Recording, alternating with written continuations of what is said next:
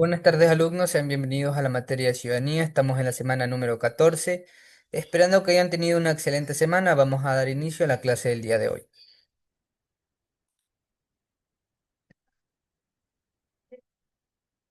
Como podrán visualizar, alumnos, el tema de la clase del día de hoy son los fundamentos sociales del Ecuador en el caso de lo mestizo.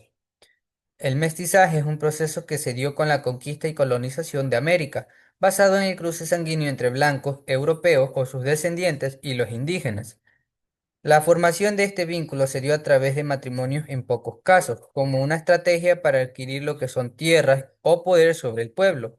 Así se casaron españoles con hijas de los caciques, pero en la mayoría de casos las uniones sanguíneas fueron producto de la violación a las mujeres indígenas. Hubo muchos mestizos que nacieron de las uniones de españoles con indios y que luego fueron abandonados por sus padres. Se criaron con sus madres indias, viviendo en la pobreza. Los llamaban bastardos o ilegítimos. Unos pocos, los hijos legítimos reconocidos, pudieron acceder a otras condiciones de vida.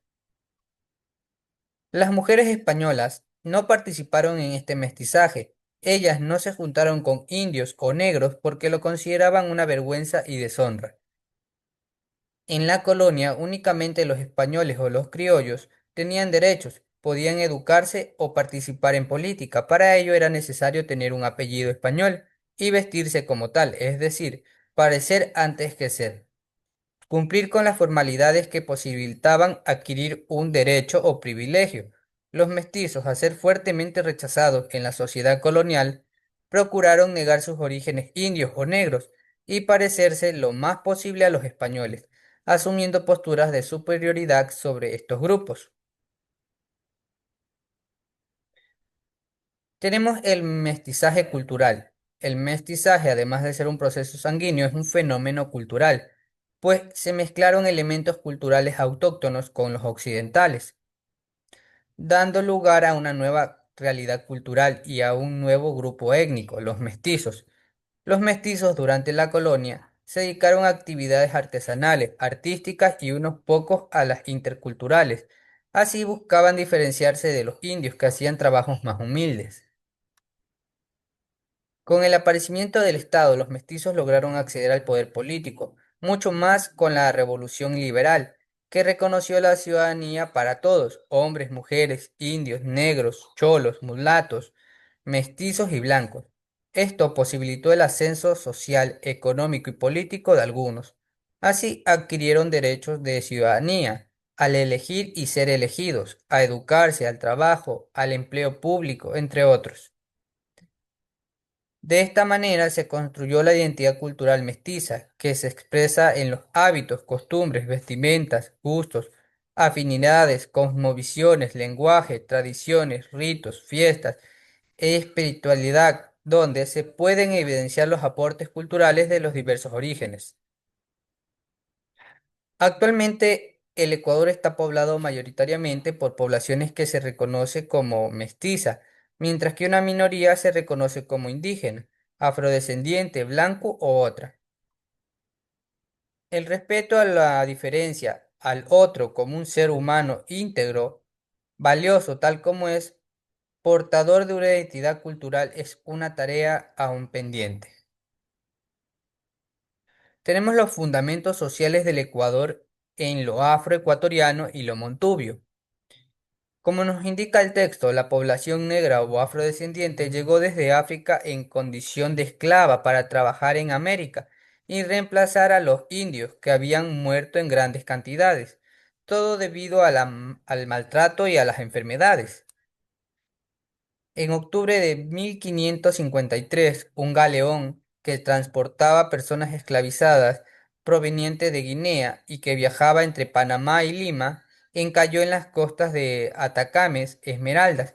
17 hombres y 6 mujeres escaparon y se adentraron en el continente. Fueron los primeros habitantes afros del país. Estos vivieron en libertad junto a indígenas de la zona, los Cayapas. Con el tiempo conformaron la República de los Zambos, de Esmeraldas, que buscó un reconocimiento en las autoridades, quienes se negaron. por considerar a sus miembros un ejemplo peligroso para otros negros esclavizados. En el siglo XVII, para la producción de las haciendas agrícolas de propiedad de la iglesia ubicadas en el Chota, Imbabura, los jesuitas trajeron afros en condición de esclavos. Cuando los jesuitas fueron expulsados en 1767, los afros pasaron a pertenecer al rey de España y a otros dueños.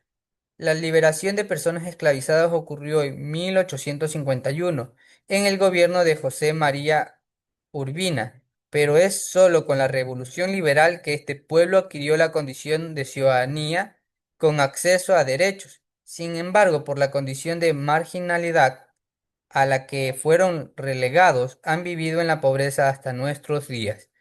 Pese a la difícil condición de vida, su cultura la han traído en su alma y en su pensamiento, lo que les reconectaba con sus orígenes. Perdieron su idioma, no así su música o uno de los elementos culturales de su identidad.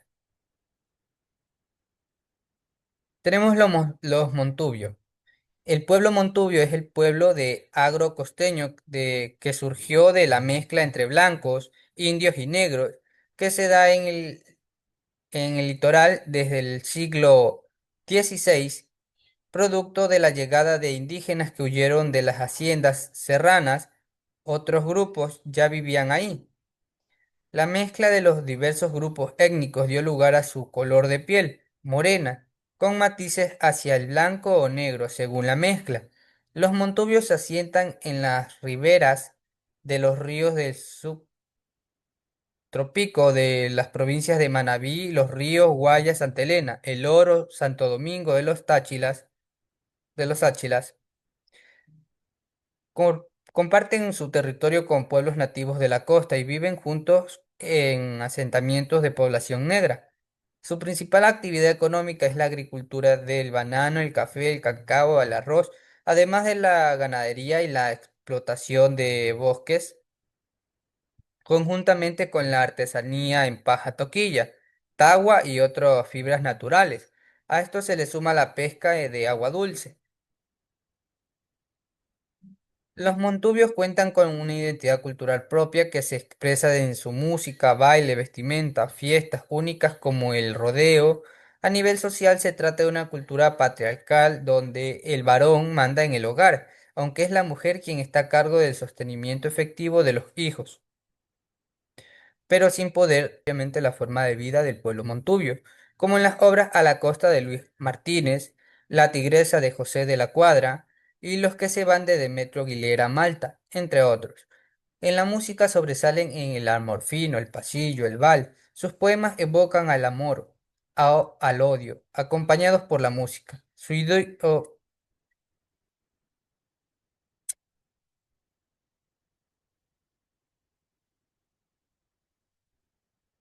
Los montubios son excelentes jinetes y muy hábiles con el machete.